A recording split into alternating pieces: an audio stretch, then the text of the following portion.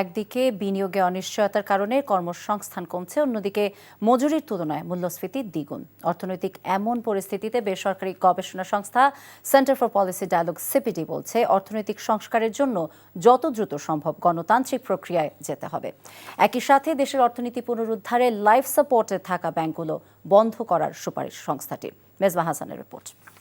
রান্নায় আমার ভালোবাসা Jamuna gas stove. Jamuna gas stove, আধুনিক, নিরাপদ ও দীর্ঘস্থায়ী। দেশের অর্থনীতিতে সংকটময় সময়ের মধ্যে আগামী অর্থ বছরের প্রত্যাশা পূরণের চ্যালেঞ্জ কেমন হবে তা নিয়ে সিপিডি কার্যালয়ে এই আয়োজন। সংস্থাটি বলছে, অন্তর্বর্তী সরকার অর্থনৈতিক সংস্কারে বিভিন্ন পদক্ষেপ নিলেও তা জনজীবনে স্বস্তি ফেরাতে ব্যর্থ হচ্ছে। একদিকে মূল্যস্ফীতি নিয়ন্ত্রণে যেমন কঠোর পদক্ষেপ নেই, তেমনি চাঁদাবাজি বন্ধে দৃশ্যমান কোনো উদ্যোগ দেখা যায়নি। অত্যাবশ্যকীয় পণ্যের সরবরাহ শৃঙ্খলে চাঁদাবাজি, মজুতদারি, অযৌক্তিক মূল্য নির্ধারণের মতো অনিয়ম, এগুলো মোকাবেলা করা সম্ভব হয়নি। সেখানে সরকার তেমন, যার কারণে সরকার বিভিন্ন পণ্যের দাম কমাতে পারছে না।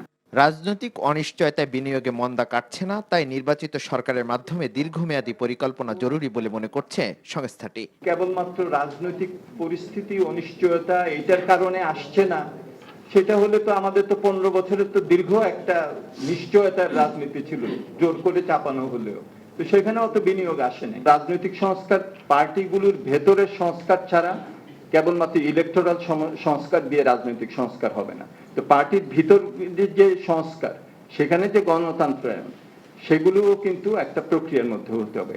স্বৈরাচার আওয়ামী সরকারের সময় অর্থ পাচার, ঋণ খেলাপির কারণে দেশের ব্যাংক খাত দুর্বল হয়ে পড়েছে জানিয়ে সিপিডি বলছে, লাইফ সাপোর্টে থাকা ব্যাংকগুলো বন্ধ করতে পারলে ঘুরে দাঁড়াবে দেশের ব্যাংক খাত। মধ্যমেয়াদী পদক্ষেপের মধ্যে দুর্দশাগ্রস্ত ব্যাংকগুলোর এক্সিট পলিসি, প্রস্থান নীতি প্রণয়ন করা, ব্যাংক খাতে যে দুর্বলতা হয়েছে সেগুলোর বিভিন্ন ধরনের অপকর্ম, নিয়ম নীতির পাশ কাটিয়ে যাওয়া এবং অনেক ধরনের অনিয়ম করা, দুর্নীতি ইত্যাদির সাথে যে জড়িত থাকা, সেই জন্য তাদেরকে জবাবদিহির মধ্যে আনা।